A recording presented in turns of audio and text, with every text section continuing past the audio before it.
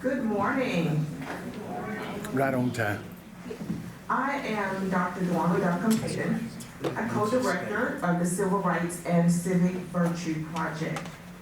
It is my privilege to welcome you today to our breakfast organized by AUM's Civil Rights and Civic Virtue Society and funded by a generous grant of the John Templeton Foundation.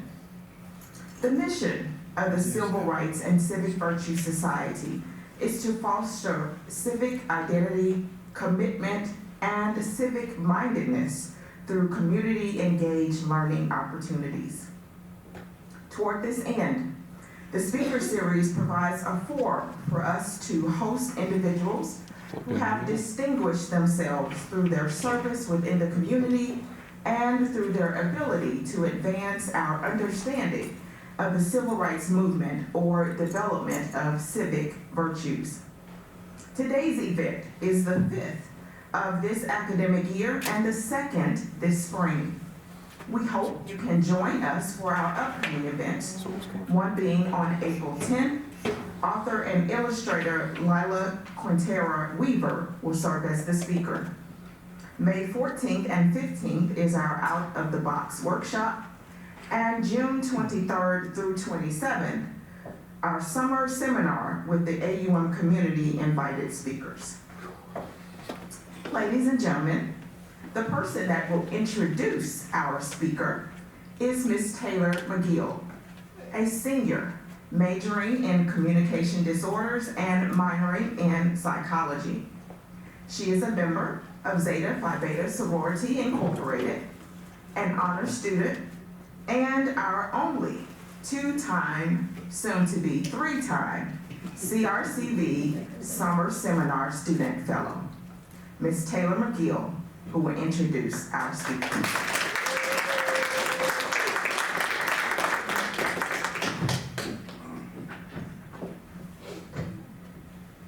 Good morning, everybody. I am Taylor McGill. This morning, I have the pleasure of introducing this morning's speaker. Dr. Jacqueline Allen Trimble is a National Endowment for the Arts Creative Writing Fellow, a Cave Canon Graduate Fellow, and an Alabama State Council on the Arts Literacy Fellow. Her poetry has appeared in various journals, including Poetry Magazine, the Louisville Review, The Offing, The Rumpus, Salvation South, and Poet Lore, and has been featured by the Poetry Foundation's Poem of the Day twice, Poetry Daily, and Poem a Day, and appears in the anthologies This is the Honey, an anthology of contemporary African American poetry, All Night, All Day, Life, Death, and Angels, The Beautiful, Poets Reimagine a Nation, and The Nice Magician. Her essays on writing include A Woman Explains How Learning Poetry is Poetry and Not Magic Made Her a Poet, and Southern Writers on Writing, and I Have Seen the Promised Land and It's Me in Old Enough. She's also written episodes for Die Testament and Die Testament 2, both South African soap operas. Published by New South Books, African American Happiness, her debut poetry collection won the 2016 Balcony's Poetry Prize. Of the work, honoree Bannon Jeffers wrote, I longed for her kind of poetry. These cut-to-the-flesh poems, this verse that sings the old-time religion of difficult truths with new courage and utter sister beauty. How to Survive the Apocalypse, her second poetry collection, was listed as one of the top 10 best poetry books of 2022 by New York Public Library.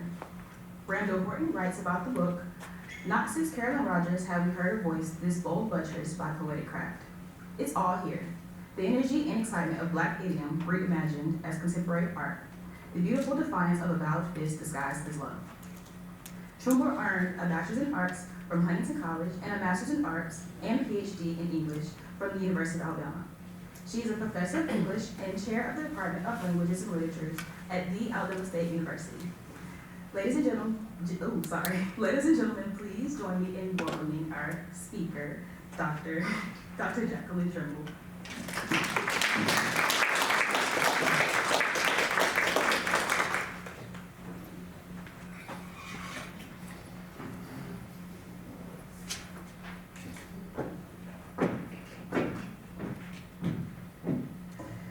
so much. Thank you so much, Taylor. And thank you so much, Dr. Stallings, and everyone for inviting me to this wonderful breakfast occasion. So, yeah, it's gonna work. Awesome. Okay.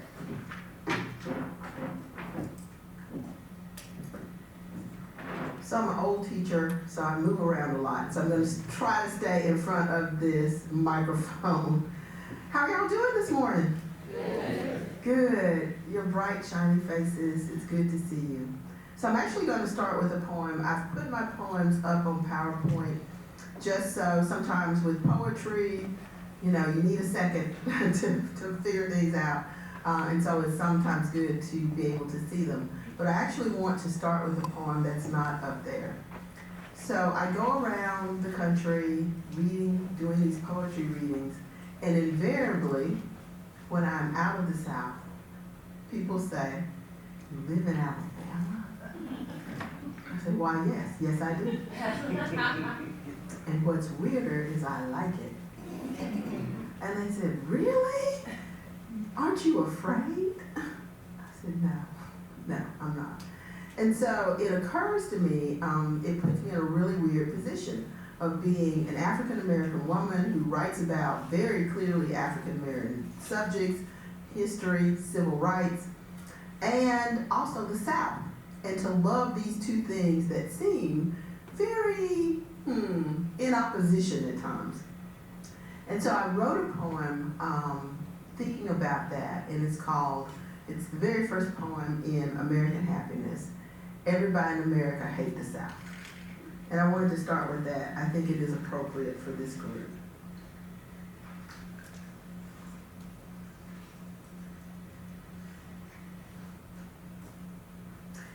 Everybody in America hate the South.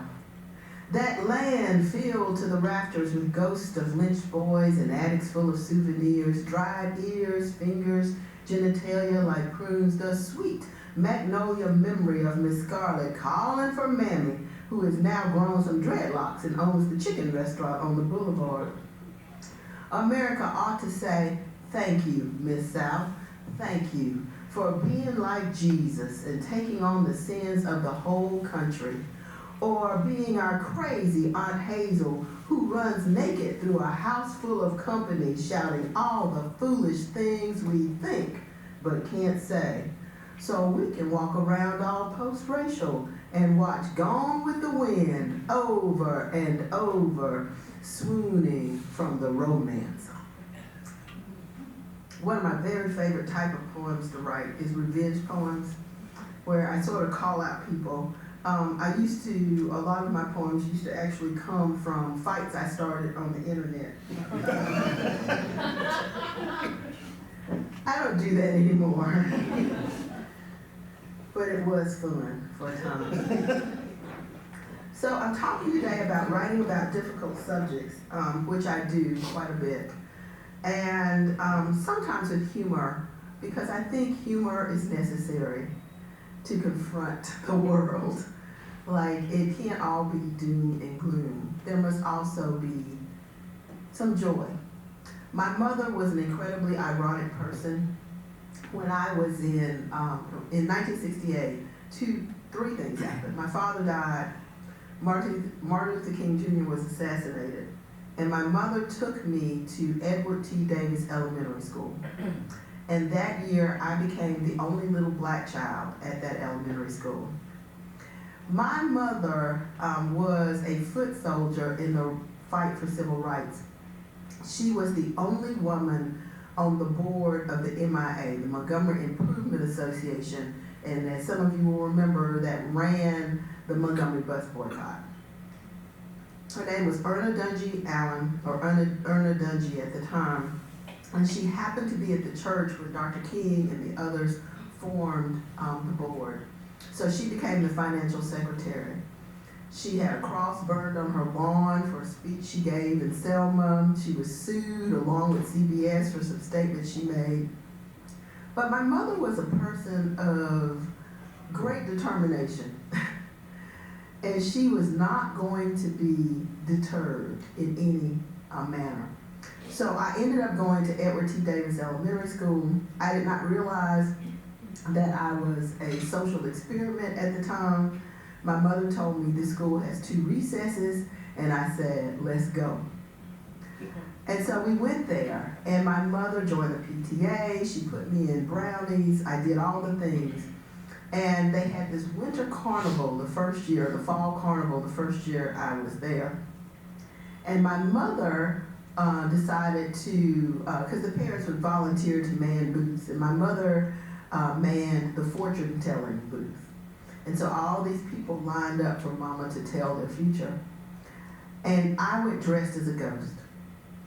The weird thing about this, and I did not understand until I was much older, why my mother thought that was so funny, and why she laughed and laughed that night and took lots of pictures of me, because I was dressed in a sheet with a pointed pillowcase hat that she had cut 2 little eye holes in, and she thought it was the most hilarious thing. And so I walked the halls of that fall festival, the only little black child in the school, dressed in my white sheet that night. So I get my sense of irony and my sense of humor from my mother. So I want to share with you this first poem, and I think it gets at my sense of irony and my sense of humor. Because I began to think several years ago when the Supreme Court pretty much gutted this Voting Rights Act, I thought, that wouldn't have happened if they had been the Supremes. Now, for you young folks in the audience, do y'all know who the Supremes are? Diana Ross, I don't even know who that is, but it was this girl group, and they were real fancy, and they made a lot of money from Motown. And they always were, very glittery and ladylike and beautiful and glamorous. So I thought, what if the Supreme Court were really the Supremes? Here's the poem.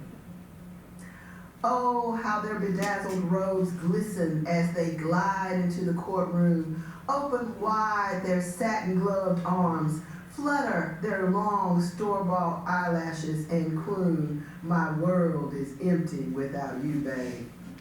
Even Cindy Birdsong envies their hips, pop and sway, dip and snap, each one a lady. Would these judges made new by the rhythm and the blues, the ooh, ooh, baby magic of a Motown spell, ever hold the sequined fish of my voting rights above their lovely bouffant heads, tip its iridescent scales toward the camera, then gut it like a dinner trout?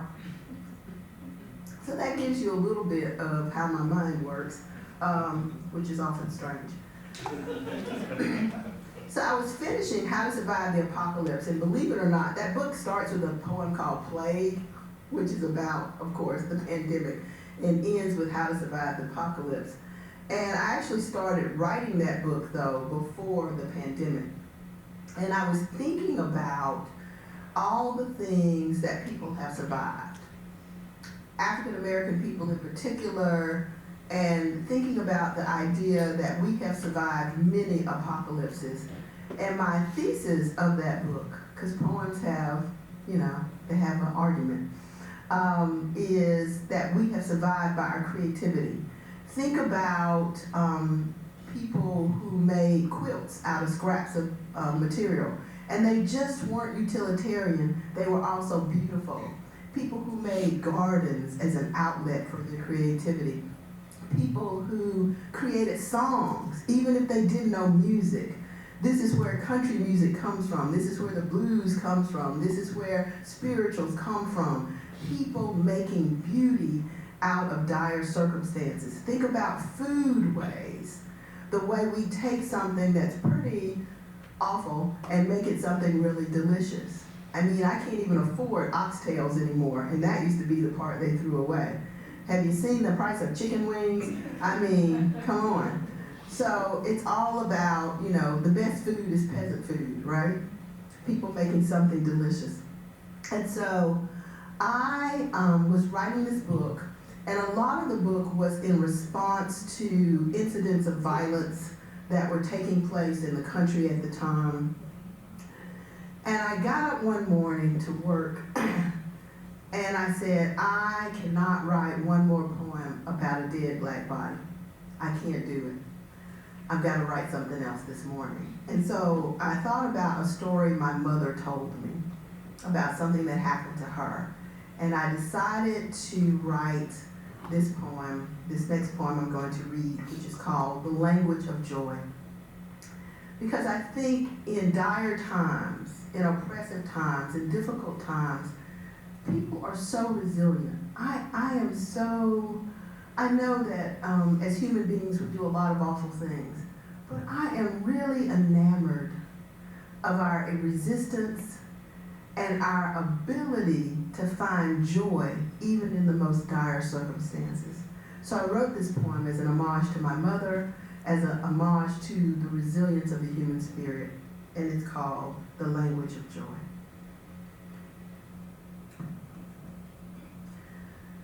Black woman joy is like this. Mama said one day long before I was born, she was walking down the street, foxes around her neck, their little heads smiling up at her and out at the world, and she was wearing this suit she had saved up a month's paycheck for after it called to her so seductively from the window of this boutique. And that suit was wearing her, keeping all its promises in all the right places. Indigo, matching gloves, suede shoes, dippity-doo-dah in blue, with tassels, honey gold, and Lord, a hat with plume de peacock, a conductor's baton that bounced to hip rhythm. She looked so fine, she thought Louis Armstrong might pop up out of those movies she saw as a child, wipe his forehead and sing, ba-da-da-bop-o-do-de-do-de-do-do. And he did. Mama did not sing, but she was skiddly doing that day. And the foxes grinned, and she was the star of her own Hollywood musical. Here with Satchmo, who had called Ella over, and now they were all singing and dancing like a free people up Dexter Avenue. And don't think they didn't know they were walking in the footsteps of slaves and over auction sites and past where old Wallace had held on to segregation like a life raft. But this was not that day. This day was for foxes and hip rhythm and musical perfection and folks on the street joining in the celebration of breath and holiness. And they did too. In color-coordinated ensembles, they kicked and turned and grinned and shouted like church or football game, whatever their religious preference. The air vibrated with music, arms, legs, and years of unrequited sunshine. Somebody did a flip up Dexter Avenue. It must have been a Nicholas brother in a featured performance. And Mama was Miss Lena Horne, Dorothy Dandridge, high-stepping up the real estate, ready for her close-up. That's when Mama felt this little tickle. She thought it might be pin-up joy, until a mouse squirmed out from underneath that fine collar, over that fabulous fur, jumped off her shoulder, and ran down the street. Left my mama standing there on Dexter Avenue in her blue suit and dead foxes. And what did Mama do? Everybody looking at her, robbed by embarrassment. She said, "It be like that sometimes." Then she and Satchmo, Ella, and the whole crew jammed their way home. So I've had people from around the country who read that poem write me and said, "My mama had those foxes." And I know you young folks don't remember, but people used to wear fox tails, and they had heads on them. Not even joking, which I was. And that was a fabulous thing. Let me tell you, you were something else if you had them fox tails and them little heads. Yeah, it sounds so creepy, like, ugh, I don't know. All right. So one of the other things I I write about is to think about art and how art is so important to our culture, to our society. We think about art sometimes as just decoration or something fun or entertaining, but I think art, first of all, brings out the humanity in us. And I think also that it's the thing that we remember most. So last summer, I spent last summer in Greece at a writing workshop. And we were there for about 3 weeks and went to a lot of museums. And what's really fascinating, I love museums. Museums inspire me. And I think what was fascinating about it is many people will never read a history book. You know, they may get their history from the movies, unfortunately. But there's something about walking through a museum where you see things that were in the world thousands of years ago. One of the things that moved me most was this little bowl that had been buried with a 4-year-old. And it was perfectly preserved, and it was 4,000 years old. It was absolutely gorgeous, perfect. And I began to think about how this was just an ordinary thing, this child's little bowl, but it had been made beautiful because art is such an important part of our daily lives of finding beauty. Several years ago, I went to the Louvre for the first time, and I was really excited, as everybody is, to see the Mona Lisa. And then I saw it, and it's about this big, it's little. It's on a wall by itself, and you go, that's it? Well, that was my reaction. I'm like, what? It looks much better in the pictures, but, I don't know. And so I began to think about what art gets preserved and what gets ditched, and why. What makes this person a great artist, and what makes that person forgotten? Some artists, Van Gogh was not loved in his time, right? Now his paintings sell for $1 gazillion. So this is a question, because I think it's the question of every artist.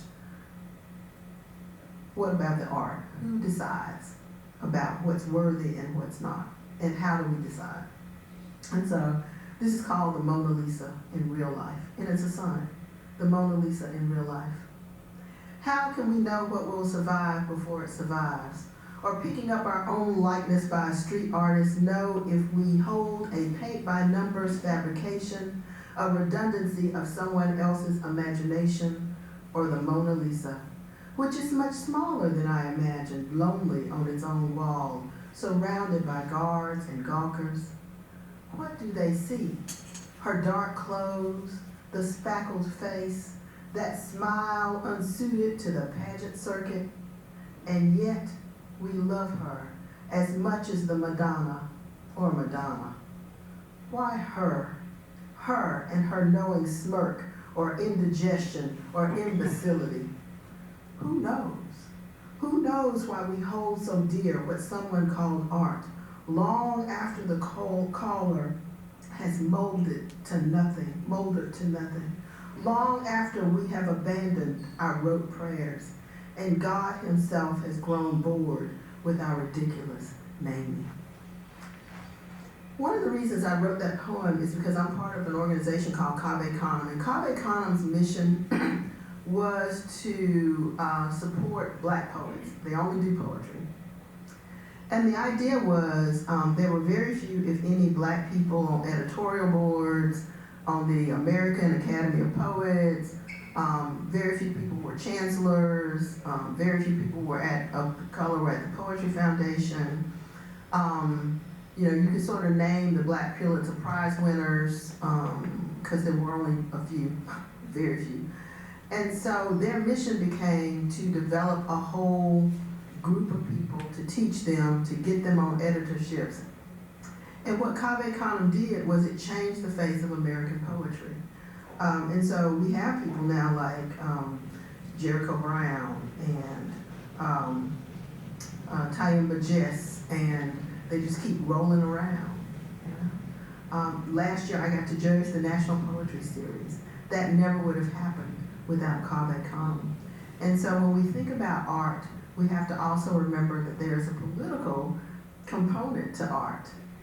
Somebody has to decide who gets to be in the museums, who gets to be published, who gets to be the architect. And so I think it's a really interesting question. All right. How are we on time? You're okay. I'm okay. Like 15 to 20 more minutes. Okay, perfect. All right, so I want to read a poem now, and I want to tell you a little story first. So I am currently writing a new collection called Joy in a Time of Elegy. And this collection is really, has emerged from a personal event. 2 years ago, my husband and I came back from a poetry reading. I was promoting How to Survive the Apocalypse. And our son, who lived with us, had passed away in his sleep. And I, got home. We thought it was unusual. His car was there because, like, why is he here in the middle of the day? And called to him and walked into his room, and I started laughing because he was lying on his bed and he did not take naps. He was he would have been at work. It was very strange. And then I touched him and I realized that he had passed away. It was the most surreal moment of my life. And it took us, well, I can't say it took us a long time to get better. We haven't gotten better. We're still, it's just every day. It's like we wake up and we go, what? But what I discovered is that even young people sometimes die in their sleep. They even have a term for it, sudden adult death. So, the only way I can understand the world as a writer, that's why I write about politics, I write about art, I write about all these things, is because the only way I can make sense of the world and understand the world is by writing about it. I have to put it down on the page and take a look at it. And so I've been working on this collection called Joy in a Time of Elegy that is about personal loss, communal loss, national loss, and global loss. Thinking about our dying planet, thinking about the current state of our nation, thinking about the current state of our community and our world. And so I've done a deep dive into elegy. To think about elegy is two things. Elegy is both lament for what is lost, but celebration for what remains. And so thinking about that. So the book, even though it's called Joy in the Time of Elegy because the elegiac is not just about sadness. It's about the reminder of what remains. And so, my daughter, I was away at a writing retreat, and my daughter called me in a panic. My daughter is a corporate lawyer in Memphis. She has a very stressful job.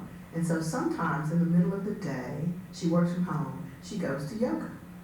So one day she was going to yoga, and she lives in Memphis, and she pulled up to the light.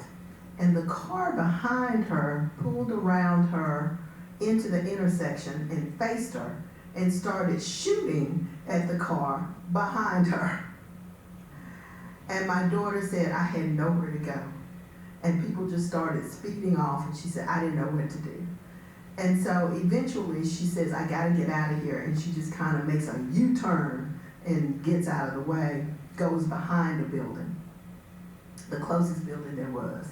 And the shooting continues, because they were out there shooting 10, 15 minutes. And what the cops will often do when there's like a shootout like that is they wait until things die down and then they come, because nobody wants to get shot, right? And these people are not going to the range, so they don't have good aim. So my daughter, so the shooting kind of died down, and the people in the building opened the door and motioned for my daughter to come in. So she got out of the car, she went to run into the building, and the shooting started up again. So they closed the door and locked it. So she had to run back to her car. And she called me, she was very upset, obviously, totally traumatized. She's like, what in the world? This is broad daylight, like, noon. And I said, wow. And so, I comforted her, tried to calm her down. It was a year before she could even drive down that street again. And of course, the street was Martin Luther King Jr. Boulevard. Most unfortunate. A man who was about peace. And so I began to think about this. And it was not long after the shooting in Buffalo, and I think there was a shooting at a synagogue. There was just lots of things going on in the country. And because I'm a poet, there's never a straight line. There's always got to be these complications. So I began to think about history. I began to think about the morning my father died. I began to think about a cousin of ours. I began to think about all of these things. And I, of course, had to think about Whitman, Walt Whitman. I Hear America Singing, which is a very optimistic poem. And I wondered where we are, I wondered where we are. And so I wrote this poem, I Hear America Singing the Blues. 3 birds, their fat bodies mangoes among the winter branches, belted blues outside my house the morning my father died. Nobody foretold it, not even the doctor, though the old folks would later claim the birds as sign. 3 a.m., pitch black January, a song loud and full-throated, troubling the Alabama morning. And my father, not knowing his heart would quit that day, filled his thermos with coffee, put on pressed pants, starched shirt, shoes polished to sparkle, while my mother sang When Sunny Gets Blue with Johnny Mathis on the clock radio. I was dreaming of red bell-bottoms and new white kids, throwing my legs out as I leaned back on a blue swing, my ponytails a tandem of happiness, red bows tied just so. Again and again, I flung my body against the air, kicked, hovered like a held note, like the momentary stillness before the hawk dives and murders its startled prey. Then, and only then, would I launch, as only a child can launch, my whole body and heart unafraid of landing or the blues of hard ground that always comes one day. My father kissed me minutes before his body wedged itself between tub and toilet, before my mother, a singing bird, heard the song his body made when it hit the floor. His name became a question repeating, so loud it stopped me mid-swing, so loud the bird stopped to listen as she called and called in the silence of his departing soul.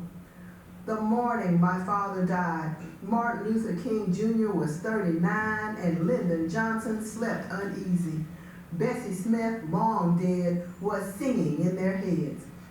Nobody knows you when you're down and out. She sang to the drowning men, to a whole nation underwater, on fire, on the precipice of new tunes. Where were the blues going? Outside, war, on poverty, in the streets, in Vietnam, where the jungle bristled with singing birds. My cousin was fighting there, the one my father raised his son, the one who later gave me a pearl ring, told me the story of Okinawan divers, had a wife, daughter, and good times.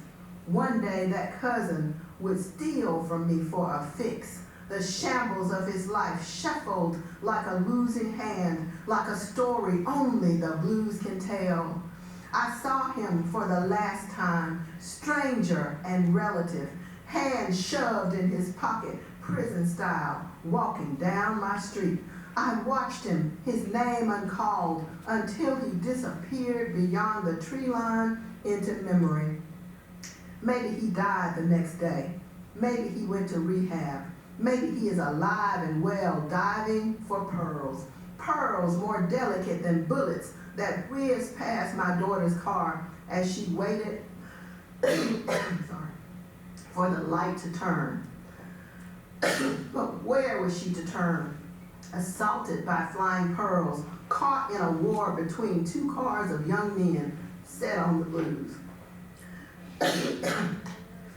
She feared the song her body might make, the sound of her mother's song, a whole nation of mothers, a hallelujah chorus of Ma Rainey, their throats raw, the color of red bell-bottoms.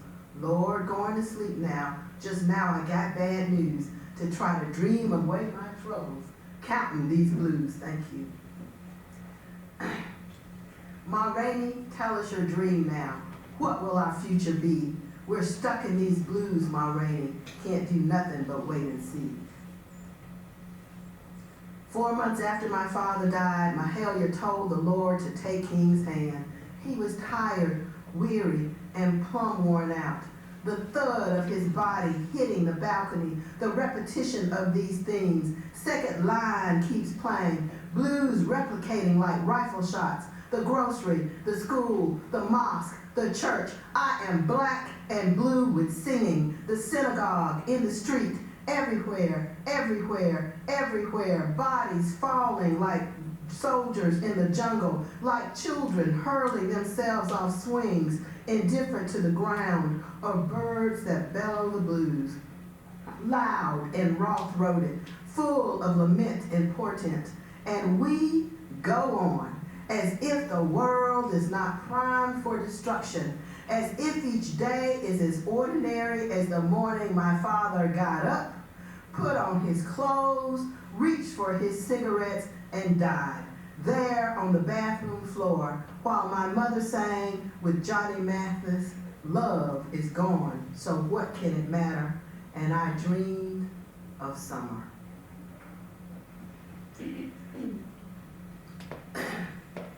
Sorry about that. I have a grandbaby now. She gets sick, we all get sick.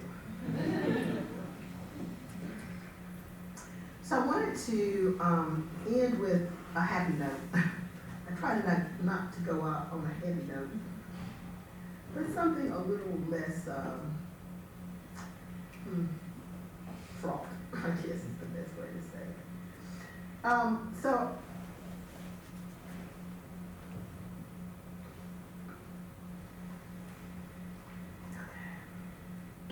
a happier note.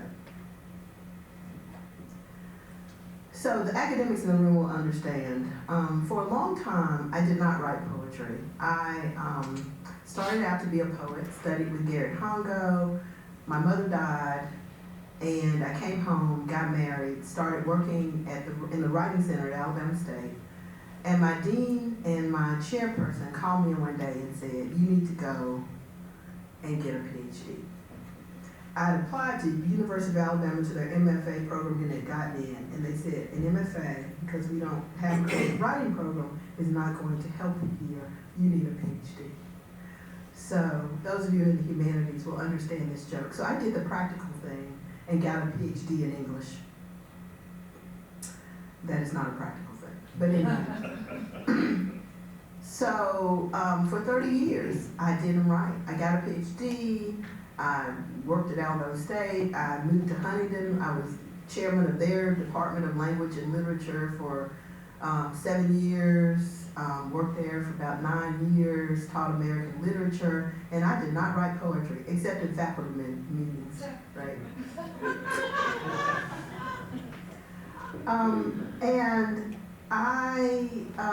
And so my husband came to me one day, and he said, "You're not happy.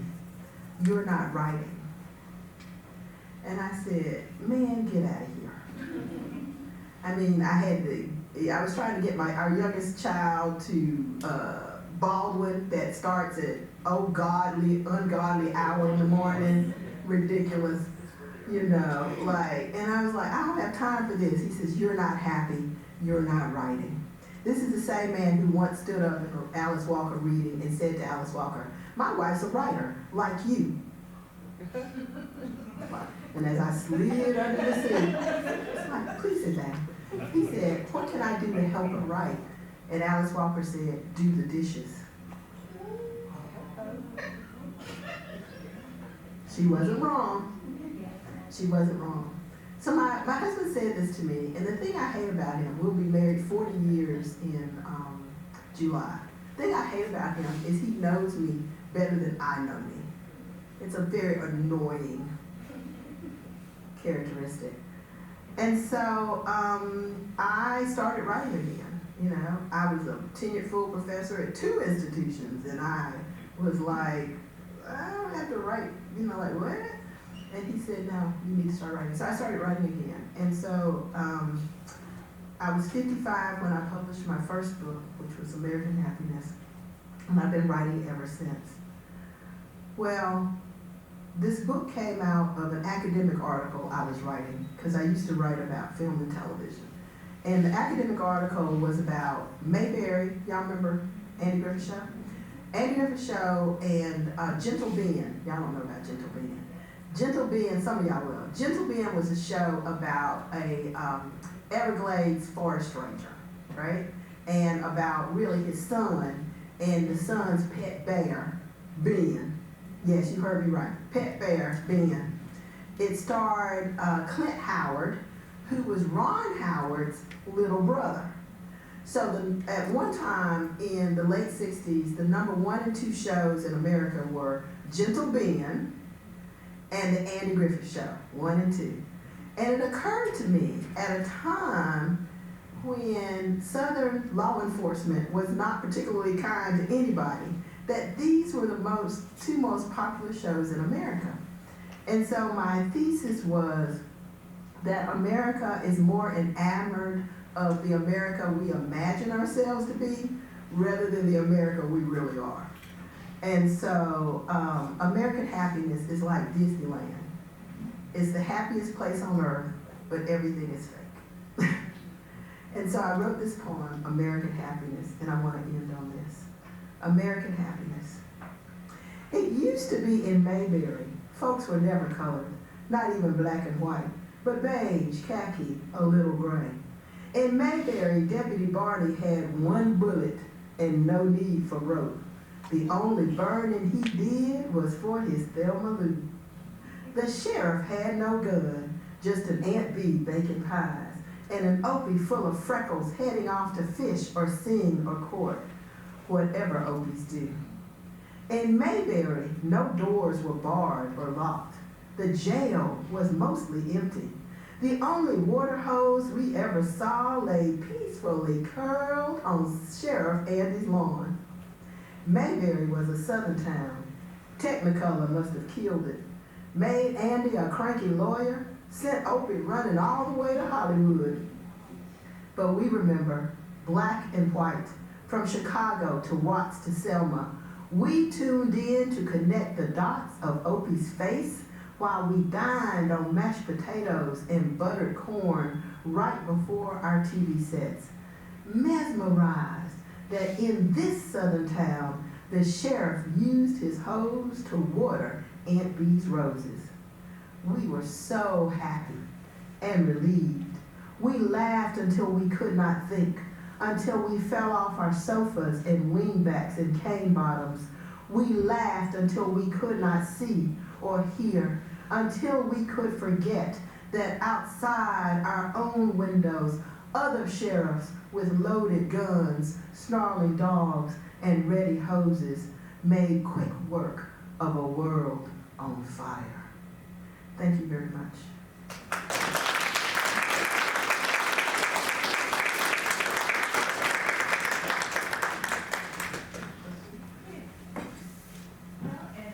Because we're taping, if you have a question, I'll bring you the microphone. But first, thank you so much, Dr. Trimble.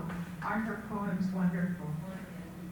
Actually, the library has on the 2nd floor a display set up with some of her books, but you also might purchase them, but you can check them out from the library.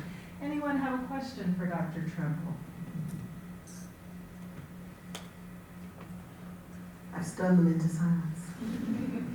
Well, was it hard to start writing poetry again in your 50s, I guess? Yes, so I went to a colleague of mine at Huntington had been to a Marge Piercy intensive. She has these intensives on Cape Cod, and you have to send her poems, and then she'll tell you you're in or you're out. And Marge is like if you send it to her on Tuesday, on Wednesday, she'll say you're in or you're out. Like, she'll read it immediately. So my friend said, send them to her. And I said, oh my God, no. And she said, yes. So I did, and Marge wrote me and says, you're in. And then I had to send her 15 more poems. And I thought, I can't even find the box where I might find 15 poems. And so I wrote 15 poems. They were late. And Marge said, are you serious or not? And I got those 15 poems, went to that, and I was off and running. And then I couldn't stop writing. Then I got in Cave Canem, and I didn't know it was hard to get in. I thought, oh, you just apply and they'll let you in. But then I found out that people who evidently have won lots of prizes applied like 5, 6, 7 times. So I'm like, oh, okay. And so they said, don't tell anybody. You got it on your first try. And so I just started writing and writing and writing. And I did this poetry reading, 24 hours of poetry is what we used to have before the Alabama Book Festival. And you could just sign up for a time slot. It could be 2 o'clock in the morning, it could be any time. And so I signed up to be the last reader.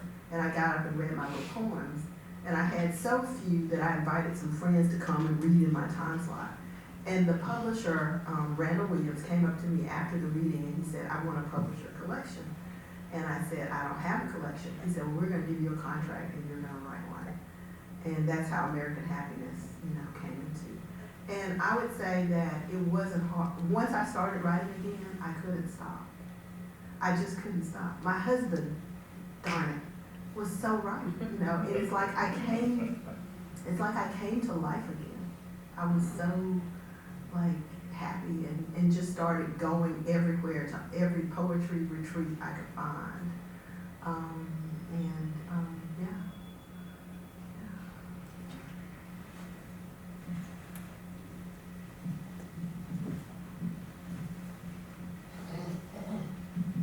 My question is, where do you or when do you find your greatest inspiration? Is it a certain time of day? Is it a certain time of year? Or what really inspires you? Or what do you feel most passionate about when you write? So I sort of absorbed the world, and I wasn't joking when I said, a lot of poems came out of fights I had with people on social media where I was trying to explain a few things to them. I've got a poem called, This is Why People Burning Down Fast Food Joints and Whatnot. A friend of mine actually from high school said, I didn't understand why people are rioting and burning and why they burn down the Wendy's. And I was going to answer her, but I wrote this poem instead. This is why people burning down fast food joints and whatnot. So 2 things inspire me. History, because American literature is my field. So to teach American literature, you have to know American history pretty well. And so I spent a lot of times reading actually history books. And anybody who's an American lit person knows that the fights we're having now are the same fights we have been having since we have come into being. There's absolutely nothing new, right? And so I'm fascinated by the way history is the present moment. And a lot of my poems connect those. For example, in that poem, I use the catechisms that they used to give to enslaved people as the entry to that poem. And so I'm inspired by that. The other thing that happens to me is poems wake me up at 2 o'clock in the morning. And I'll get up and I'll write. And my husband says, oh, you're writing. There's this really funny Robert Lowell story. He was a famous poet. And he said that poems used to wake him up and he would say no, and he would go back to sleep.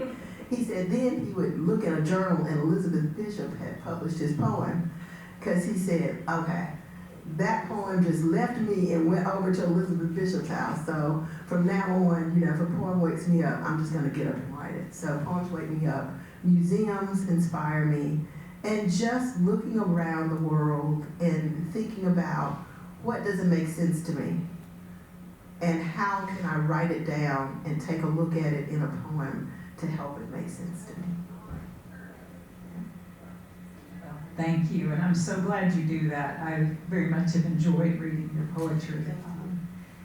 I'll remind you, I'll ask Flora if she has a question.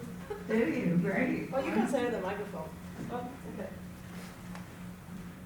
Hi, thank you. I'm Flora from biology. I'm wondering if you go and read your poems in middle school, high school, and what is the reaction that you get from kids, teacher, administration? So I once had, so I don't do a lot of readings because my poetry is more adult. I have done some teaching, and because I like to teach poems to elementary kids. Like you could teach them anything. I taught William Carlos Williams in modernism to third graders, and they were just in it. You know, they were like ready. They were just in it, and they wrote great poems. But I don't do a lot of readings because my poems are not child friendly. You know, they're not child friendly. But I did have to read at a high school in Georgia that was in a district adjacent to Marjorie Taylor Greene's district. And I felt a little nervous. About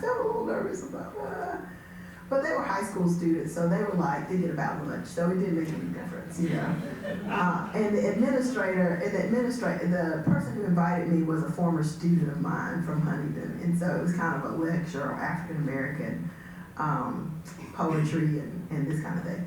And the principal got up, much to his credit, and he said, "These are things we need to know, and these are things we need to understand. So y'all need to absorb this and pay attention because this is an important part of your education." So here's the thing, and I once did a reading like that in East Tennessee, and I said, you know what I write, right? And you know the stuff I write about. And they said, yeah. So I think the thing is that you cannot assume anything about the spaces that you enter. You just have to do what you do and hope for the best, you know. And I've read I have not read a lot in elementary or high schools, as I said, but I've read in some spaces that I thought would not be very inviting for some of the kinds of stuff I write. And people are sometimes smarter than you give them credit for, even in these crazy times. Well, let's give her one more round of applause.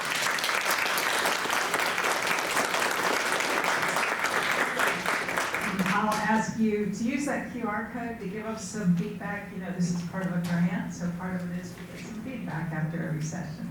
I'll look forward to seeing you on on this Friday morning is the MLK Reflections Breakfast. And then on April 10th with Lila Quintero Williams, that's a lunch speaker. Thanks so much. Have a great day.